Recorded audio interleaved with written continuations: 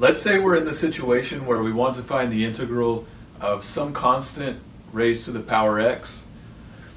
Then if it's e to the x, we know the derivative of e to the x is e to the x, and you may have the derivative of something like 6 to the x memorized, and if you do, then it's easy for you to finish this up.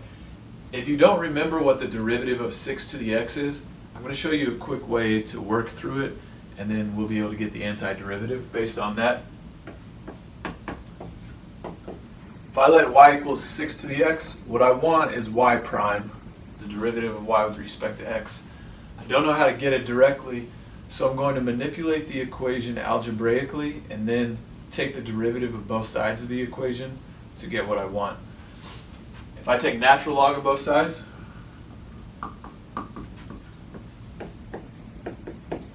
then I can use the power rule of logarithms to bring that x down in front.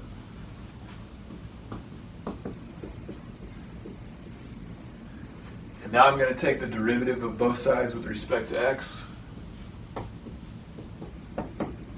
So on the left-hand side, since I'm doing the derivative with respect to x, and y is a function of x, then I've got to use the chain rule. So I get 1 over y times the derivative of y with respect to x, so times y prime.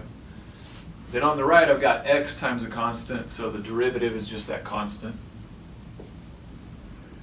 And now I want to solve for y prime. That's what I'm after. So I'll multiply both sides by y.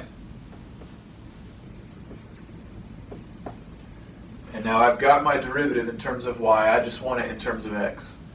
So I'll go back and fill in what y was in terms of x.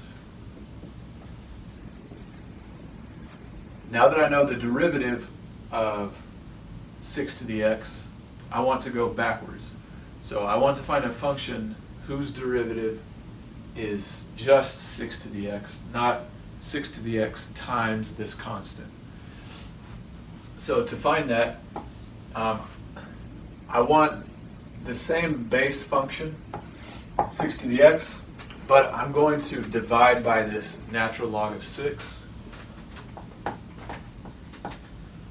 so that when you take the derivative of this, you get 1 over natural log times 6 to the x times natural log of 6, and then this natural log of 6 gets canceled, and you're left with just 6 to the x like you need.